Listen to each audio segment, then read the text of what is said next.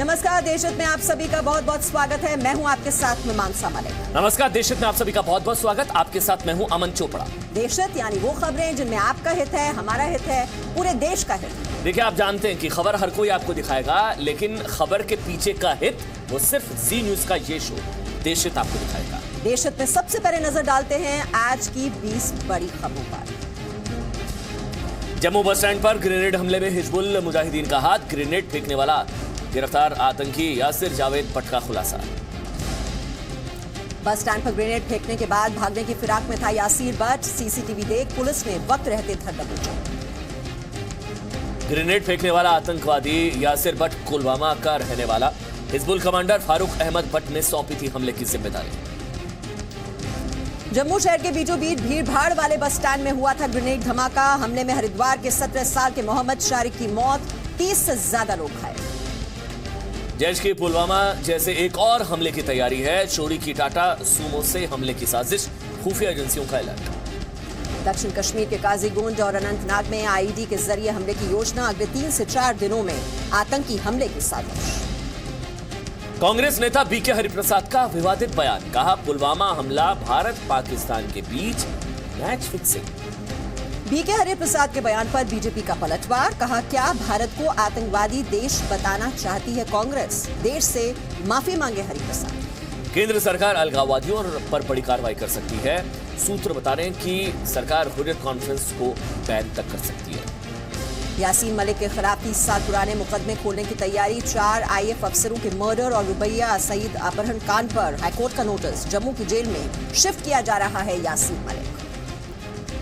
Britain के NSA mark सेगविल ने अजीत डोवल से बात की है। पुलवामा आतंकी हमले पर भारत के साथ खड़े होने का भरोसा भी दिया। लखनऊ में कश्मीरियों से मारपीट के मामले में एक गिरफ्तार, 2 लोग अभी फरार। अयोध्या मामले में मध्यस्थता पर कल सुबह 10:30 बजे सुप्रीम कोर्ट सुनाएगा फैसला। अमित शाह ने कहा मंदिर वही बनाएंगे। राफेल डील की फाइल चोरी पर कांग्रेस के आरोप पर बीजेपी का पलटवार, कहा पाकिस्तान से डील का सर्टिफिकेट चाहते हैं राहुल। 2019 लोकसभा चुनाव से पहले कल बीजेपी संसदीय बोर्ड की पहली बैठक। प्रधानमंत्री नरेंद्र मोदी भी रहेंगे मौजूद। चुनाव को लेकर सबसे अहम बैठक। पीएम मोदी ने स्वतंत्रता संग्राम में शहीदों की डिक्शनरी का विमोचन किया, कहा जो देश अपने इतिहास का सम्मान नहीं करता उसका भविष्य सुरक्षित नहीं रहता। पीएम मोदी ने वीडियो कॉन्फ्रेंसिंग के जरिए दिखाई नागपुर मेट्रो को हरी झंडी। गडकरी और देवेंद्र फडणवीस बने पहले यात्री। जर्मनी की कार निर्माता कंपनी फॉक्सवैगन पर एनजीटी ने लगाया 500 करोड़ का जुर्माना, प्रदूषण से जुड़े नियमों के उल्लंघन के दोषी। तो देशहित में आज के 5 बड़े सवाल। पुलवामा हमले के 20 दिन बाद आज जम्मू कश्मीर में एक और आतंकी हमला हुआ, जिसमें जम्मू बस स्टैंड पर ग्रेनेड फेंककर आतंकी भाग गया। आपको बता दें, इस हमले में एक की मौत हो गई और 33 लोग जख्मी हैं। और सवाल ये कि आतंकिस्तान के इशारे पर जम्मू है क्या निशाने पर। पुलवामा हमले को लेकर यकीन मानिए नीच सियासत जारी है इस टाइम। कांग्रेस नेता बीके हरिप्रसाद बोले पुलवामा हमला भारत पाकिस्तान की फिक्सिंग का नतीजा है। सवाल यह है कि पाकिस्तान को आखिर कब तक कितने मौके देते रहेंगे भारतीय नेता। और उधर इमरान खान पर पाकिस्तान के अंदर से ही सवाल उठने लगे। इमरान खान से बिलावल भुट्टो ने कहा है उम्मीद है कि आतंक पर एक्शन लें।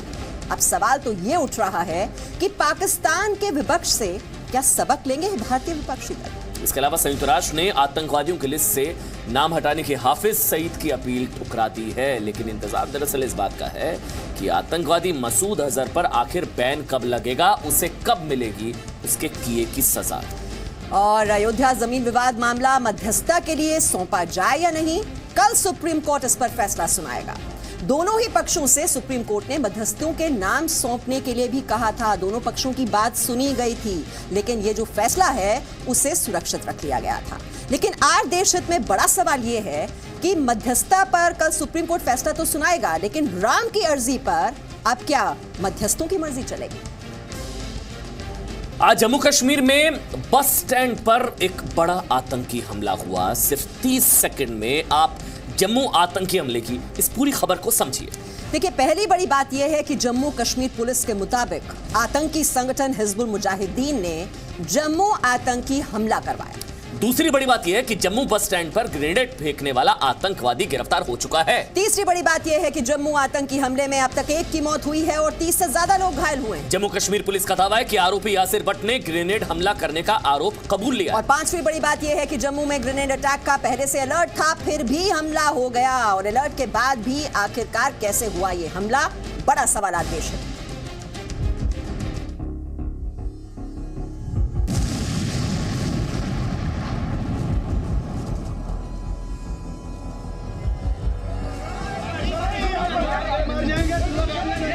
काफी जोर का धमाका था ये, मतलब आगे देख ही रहा था तो अचानक से यहाँ ब्लास्ट हुआ।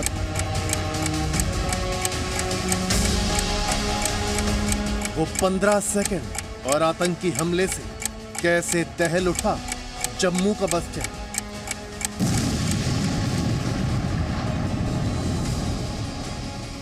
जम्मू में आतंकी हमला कैसे हुआ, क्यों हुआ, किसने कराया, ये सब आपको बताएंगे। लेकिन उससे पहले कुछ ऐसे सवाल जो आप भी सरकार से पूछना चाहते होंगे। पुलवामा आतंकी हमले के बाद ऑपरेशन बालाकोट, तो जम्मू हमले के बाद क्या, ऑपरेशन बहावलपुर। अंतिम अध्याय का अंतिम पन्ना है आतंक का। पाकिस्तान भी तिलमिलाया हुआ है और मिलिटेंट्स में फ्रस्ट्रेशन है। आतंकवाद के संपूर्ण विनाश के लिए स्पाइस 2000 वाला ऑपरेशन कब होगा? जम्मू कश्मीर में आतंकवाद के खिलाफ युद्ध का अंतिम अध्याय कब तक चलेगा? आतंकी इस फैक्ट्री पर ताला लगाने का काम भी अगर मेरे ही हिस्से लिखा है तो ऐसा ही सही। मार्च में आतंक का होलिका दहन। अब हर कोई यही पूछ रहा है कि जम्मू आतंकी हमले का जवाब क्या होगा। याद कीजिए आप, जब उरी में आतंकी हमला हुआ था तब सेना ने 11वें दिन एलओसी पार कर आतंकी ठिकानों पर सर्जिकल स्ट्राइक की। पुलवामा आतंकी हमले के 13वें दिन बाद सेना ने पाकिस्तान के बालाकोट में एयर स्ट्राइक की थी और अब जम्मू आतंकी हमला हुआ है। हमला हिजबुल मुजाहिदीन ने कराया। तो क्या अगली सर्जिकल स्ट्राइक हिजबुल के ठिकाने पर होगी? क्या सलाउद्दीन का अंत मानकर चले देश?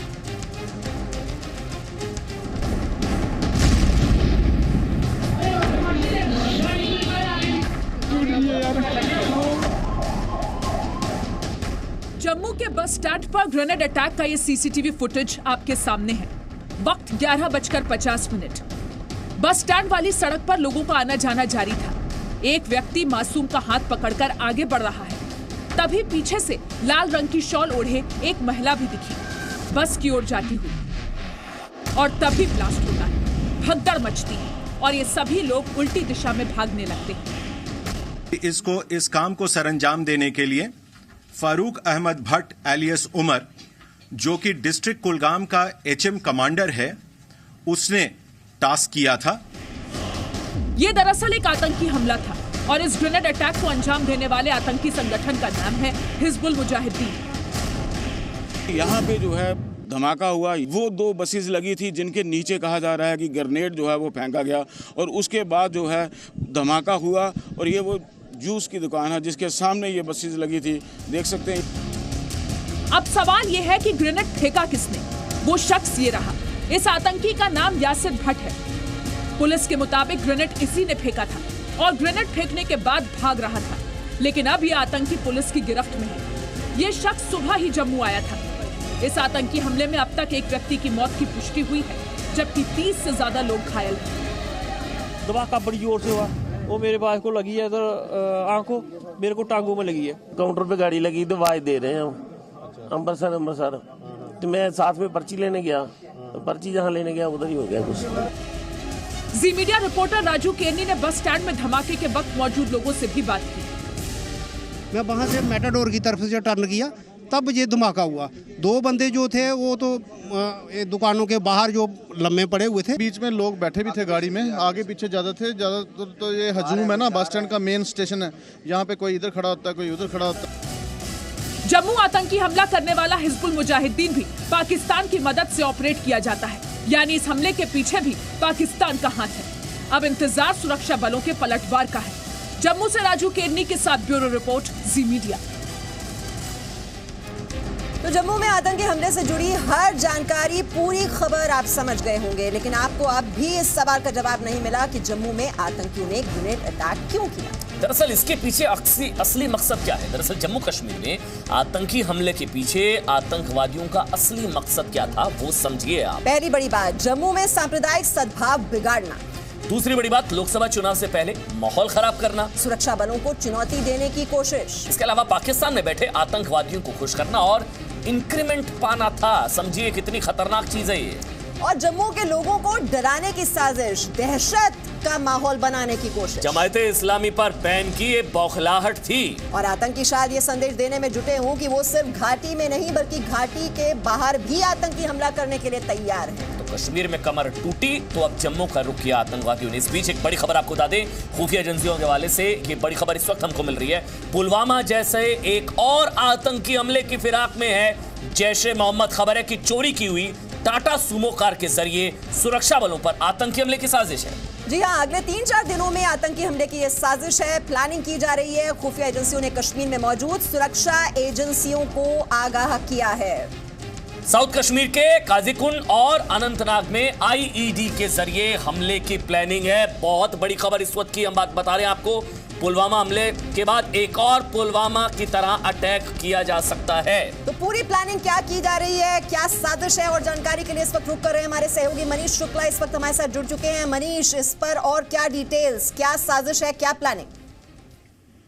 देखिए, यहाँ पे भारत सरकार पाकिस्तान पर जैश-ए-मोहम्मद के खिलाफ कार्रवाई करने का दबाव बना रही है। वहीं पर जो जैश-ए-मोहम्मद के आतंकी हैं, करीब 60 के करीब आतंकी इस वक्त कश्मीर में हैं, उनको बाकायदा लगातार दिए जा रहे हैं कि एक बड़े हमले और किए जाएं, जिस तरीके से पुलवामा में सीआरपीएफ के कॉन्वॉय पर अटैक किया गया था। जो खुफिया एजेंसी की जो जानकारी है, जिसको जम्मू कश्मीर पुलिस और बाकी जो सिक्योरिटी फोर्सेज हैं उनके साथ शेयर किया गया है, जिसमें कहा गया है कि वो चोरी की हुई गाड़ियों पर नजर रखें खास तौर पर, क्योंकि चोरी की गई टाटा सूमो कार एक्सप्लोसिव के जरिए ठीक वैसा हमला करने की प्लानिंग की जा रही है जैसा कि 14 फरवरी को सीआरपीएफ के कॉन्वॉय पर हुआ था। दूसरी बड़ी बात ये कहा जा रहा है कि हमला 3 दिनों के अंदर हो सकता है, क्योंकि जैश-ए-मोहम्मद एक तरीके से बदला लेना चाहता है, क्योंकि लगातार जो सिक्योरिटी फोर्सेज हैं बड़े ऑपरेशन कर रही हैं, जैश-ए-मोहम्मद के आतंकियों को खत्म किया जा रहा है।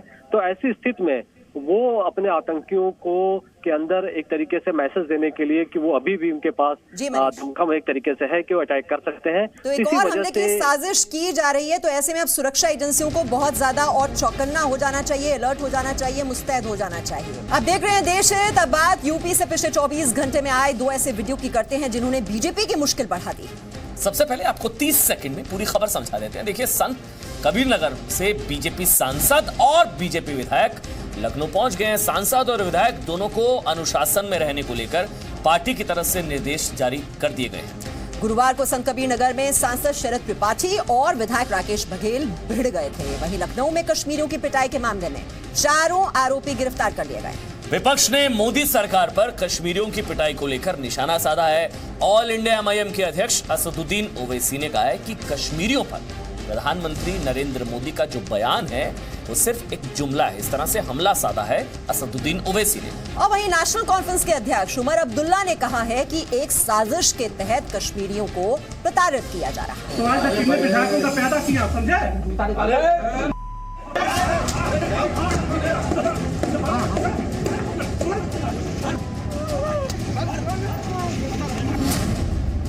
2 वीडियो से बीजेपी के यूपी प्लान पर ग्रहण।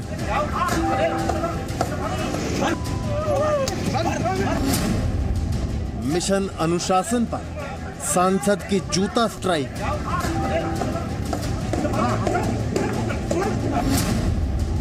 लखनऊ में मिशन कश्मीर पर तमाचा।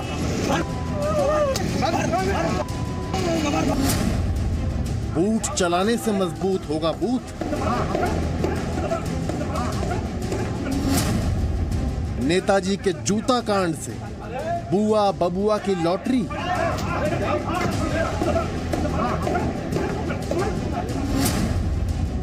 एक दूसरे सम्मानित व्यक्ति पे जूते से स्वागत कर रहा हूं, ये पैसे का झगड़ा है और पैसे के झगड़े की वजह से एक का जूता दूसरे के सर पे पहुंच रहा है।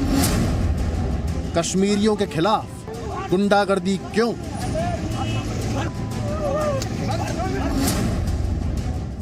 तो आज तक कितने विधायकों का पैदा किया, समझे? जूता युद्ध के बाद नेताजी का पश्चाताप।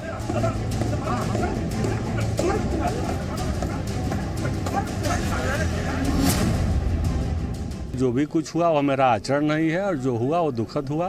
क्रिया की प्रक्रिया है और यह आत्मरक्षार्थ ऐसा हुआ। पार्टी का विषय है, पार्टी जो कहेगी, जो इख्तियार रहें, कार्यकर्ता भी हैं, बात हो जाएगी, उसमें कोई वो नहीं। सियासत का बूटकाल। देखिए से आप सियासत का जूता काल कहिए, सियासत का बूट काल कहिए, लेकिन ये काल वाकई खतरनाक है। नेताओं का जिस तरह का आचरण देखने को मिल रहा है। तो जो तस्वीरें आपने अभी देखी यूपी से बीजेपी सांसद और विधायक की, तस्वीरों को देखने के बाद क्या आपको लगता है कि ऐसे प्रतिनिधियों को देश की संसद और विधानसभाओं तक पहुंचने का अधिकार है? जाहिर है आपका, हमारा, हम सभी का जवाब नहीं में होगा। पिछले 24 घंटों में यूपी से आए 2 वीडियोस ने बीजेपी के लिए बड़ा संकट खड़ा कर दिया। संत कबीर नगर में जिस तरह भरी बैठक में बीजेपी सांसद ने बीजेपी के ही विधायक राकेश बघेल पर जूते बरसाए और विधायक ने जवाब में 2 थप्पड़ जड़े। वो सियासी संग्राम में यूपी की 80 सीटों के लिए, देखिए बहुत महत्वपूर्ण हो जाता है, ये 80 सीटों के लिए बीजेपी पर बहुत ही भारी पड़ सकता है ये जूता का। दरअसल पूरी लड़ाई को भी समझिए। पूरी लड़ाई दरअसल इस बात को लेकर थी कि शिलान्यास के पत्थर पर विधायक का नाम क्यों नहीं लिखा गया। आपसे क्या बात करें? बात करिए वहाँ पे। बात खराब बता दे। तो आज से कितने विधायकों का पैदा किया, समझे?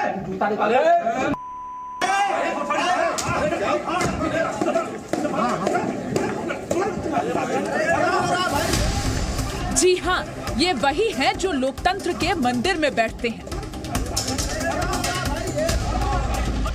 जी हाँ, ये वही है जो देश की सबसे बड़ी पंचायत में बैठते हैं। जी हाँ, ये बिल्कुल वही है जो आपके वोट से चुनकर संसद और विधानसभा तक पहुंचे हैं। जी हाँ, ये जनप्रतिनिधि हैं, सांसद और विधायक हैं।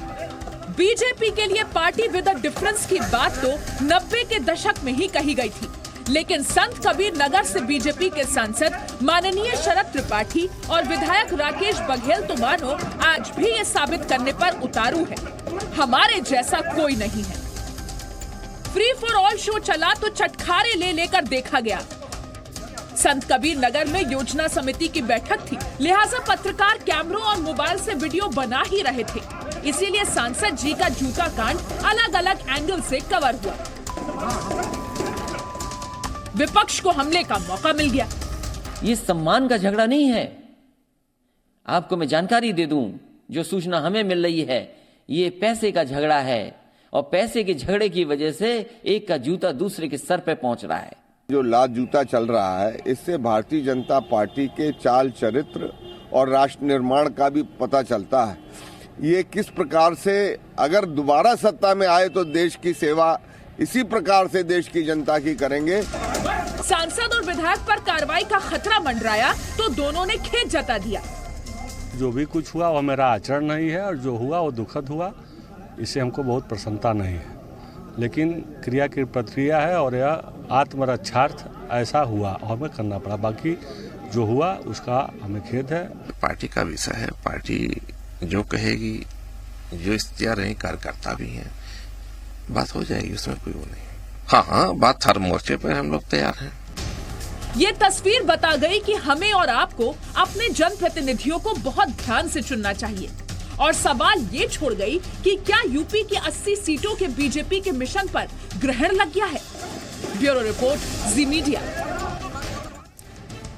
तो जिनके कंधों पर जिम्मेदारी है आपकी समस्याएं उठाने की, उनका समाधान ढूंढने की, वो तो कहीं और ही मसरूफ है, जूता बरसाने में। बिल्कुल, आपको बता दें, पुलवामा हमले के बाद जब देश के कुछ हिस्सों से कश्मीरियों के खिलाफ मारपीट की घटनाओं की खबरें आई तो प्रधानमंत्री नरेंद्र मोदी ने बाकायदा रैली में कहा कि ये हमारी लड़ाई कश्मीर के लिए है, कश्मीरियों के खिलाफ नहीं है। लेकिन ऐसा लगता है कि कुछ लोगों के कानों तक ये बात पहुंची नहीं। लखनऊ में सड़क पर ड्राई फ्रूट बेचने वाले 3 कश्मीरियों को विश्व हिंदू ट्रस्ट के कुछ लोगों ने खुलेआम किया।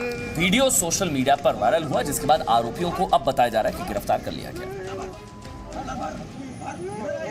हमारी लड़ाई कश्मीर के लिए है, कश्मीर के खिलाफ नहीं है। कश्मीरियों के खिलाफ नहीं है।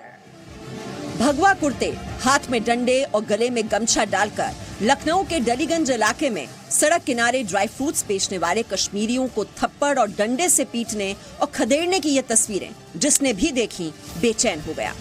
बुधवार की शाम भगवा कुर्ता पहने कुछ लोगों ने 3 कश्मीरी युवकों को डंडे से बुरी तरह पीटा और कश्मीर लौट जाने के लिए कहा गया। बोला था आप कश्मीरी हैं, मैंने बोला हाँ कश्मीरी है। बोला जहाँ आप पत्थरबाज हो, मैंने बोला नहीं हम मजदूरी कर रहे हैं, हमको 4-5 साल हो गए यहाँ।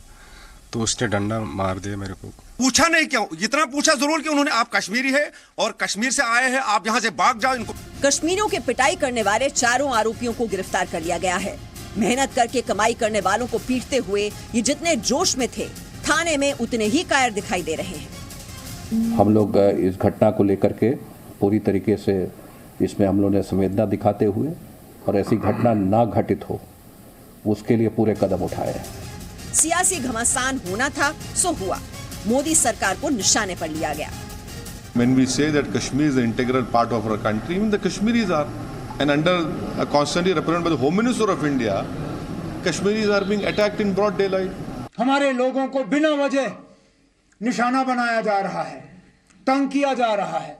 वो हमें क्या बताना चाहते हैं कि कश्मीर हिंदुस्तान का हिस्सा रहेगा, लेकिन कश्मीरी हिंदुस्तान के हिस्से नहीं माने जाएंगे। खुद को देशभक्त कहने वाले ऐसे भगवाधारियों के खिलाफ सख्त कार्रवाई होनी ही चाहिए, लेकिन ज्यादा बड़ी चिंता बीजेपी के लिए है, क्योंकि ऐसे वीडियो को प्रचारित करके विपक्ष बीजेपी पर सवाल उठाएगा। और आपको एक और जानकारी दे दें, कल प्रधानमंत्री मोदी कानपुर में होंगे और पीएम मोदी के कानपुर पहुंचने से पहले एक कुर्सी चर्चा में। इस खास कुर्सी की चर्चा इसलिए है क्योंकि प्रधानमंत्री बनने से पहले मोदी ने जब 2013 में कानपुर में चुनावी रैली की थी, तब 7 लाख लोगों की भीड़ कानपुर की उस रैली में पहुंची थी और बीजेपी को उम्मीद है कि एक बार फिर पीएम मोदी इस कुर्सी पर बैठेंगे और एक बार फिर देश के प्रधानमंत्री बनेंगे। वैसे ऐसा नहीं है कि इस कुर्सी पर बैठने के बाद सिर्फ लोकसभा चुनाव में ही बीजेपी ने कमाल किया हो। 2017 में जब यूपी विधानसभा चुनाव के लिए भी मोदी कानपुर आए थे, तब भी वो इसी कुर्सी पर बैठे थे। आगे बढ़ते हैं, 2019 चुनाव के लिए सियासत सही है, लेकिन आतंकी हमले पर सियासत यकीन मानिए देशहित में बिल्कुल नहीं है। देशहित कहता है कि पुलवामा आतंकी हमले पर राजनीति नहीं होनी चाहिए। ऐसा करना उन शहीदों का अपमान है जिन्होंने देश के लिए सर्वोच्च बलिदान दिया। लेकिन इस वक्त राहुल गांधी शायद देश हित के बारे में कम और राजनीति के बारे में ज्यादा सोच रहे हैं, और इसीलिए पहले तो पुलवामा की शहादत पर पॉलिटिक्स हुई और अब कांग्रेस ने पुलवामा हमले को मैच फिक्सिंग ही बता दिया। देखिए, मैच फिक्सिंग ये शब्द कहकर प्रधानमंत्री को निशाना बनाने की कोशिश में कांग्रेस ने दरअसल जानबूझकर या अनजाने में पाकिस्तान को झूठा प्रचार करने का एक सुनहरा मौका दे दिया है।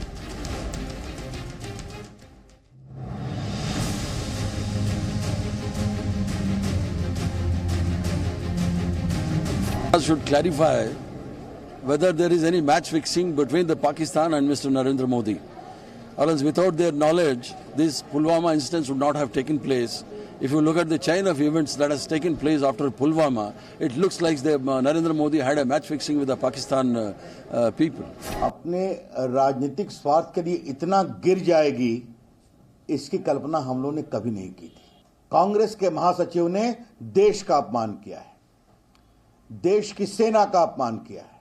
हम ये भी नहीं कहेंगे कि वो माफी मांगे। ऐसे लोगों को भारत की जनता जवाब देगी। मैच फिक्सिंग बताकर शहादत का मजाक उड़ाने की कांग्रेस की कोशिश देखकर सबसे ज्यादा खुशी इमरान खान को हो रही होगी। Prime Minister has got ISI to investigate Pathankot. Prime Minister is going to Mr. Nawaz Sharif's wedding, and we are the poster boys. He is the poster boy of Pakistan. सिर्फ 10 दिनों में ही राहुल गांधी की देशभक्ति गायब हो गई। 26 फरवरी को राहुल गांधी ने वायुसेना पर गर्व होने का ट्वीट किया था, लेकिन आज शौर्य का अपमान करके कांग्रेस पाकिस्तान के लिए बैटिंग कर रही है। झूठ बोलना राहुल गांधी की फितरत हो गया है। तो क्या अब राहुल गांधी को पाकिस्तान से सर्टिफिकेट चाहिए? तो राहुल गांधी जी, पाकिस्तान का सर्टिफिकेट आपको खुद लाना पड़ेगा। कांग्रेस के देश विरोधी सवालों का जवाब सेना नहीं देगी, लेकिन मौसम के हिसाब से देशभक्ति करने वाली पार्टी को 135 करोड़ देशवासी 2019 में जरूर जवाब देंगे। रविंद्र कुमार, जी मीडिया, दिल्ली।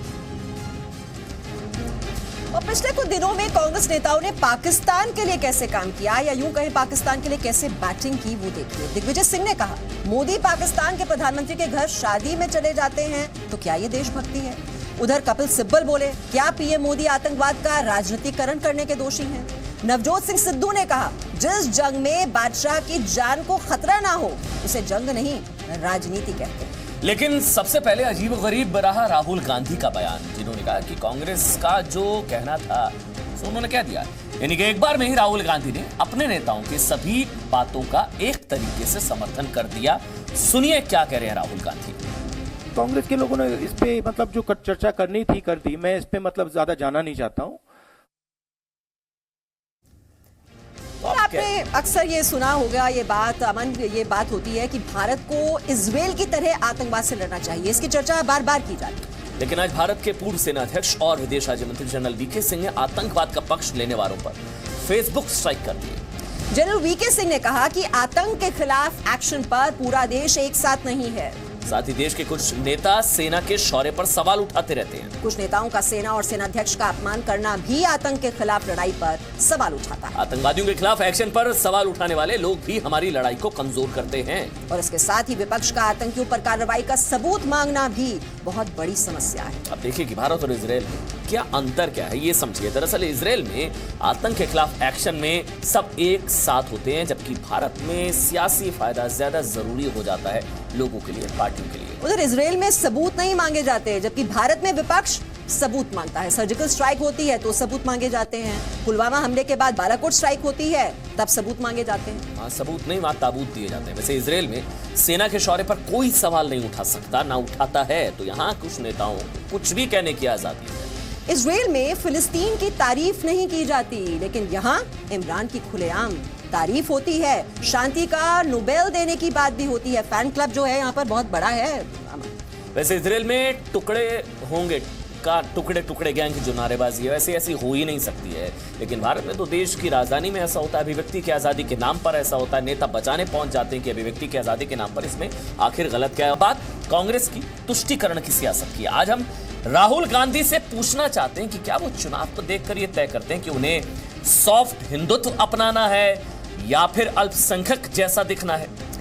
दरअसल हम ऐसा इसलिए कह रहे हैं क्योंकि कर्नाटक के पूर्व मुख्यमंत्री और कांग्रेस के नेता सिद्धरमैया ने कहा है कि जो लोग माथे पर तिलक लगाते हैं, कुमकुम लगाते हैं, उनसे उन्हें डर लगता है। तिलकधारी बनेंगे पर तिलक से डरेंगे। 2019 के चुनाव में कौन सा सियासी रूप धरेंगे राहुल?